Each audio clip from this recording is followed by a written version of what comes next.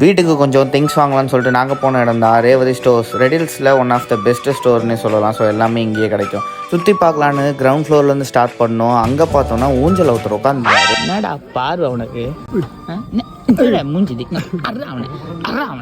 நம்ம ஸ்பைடர்மேனை மீட் பண்ணோம். அப்புறம் பார்த்தா ஒரு வேலை காட்டாங்க. டாக்டர் ஸ்ட்ரேஞ்சையும் ஹல்கையும் பார்த்துட்டு டோரிமான் செக்ஷனுக்கும் போய் டோரிமான் எல்லாத்தையும் பார்த்து முடிச்சிட்டோம்.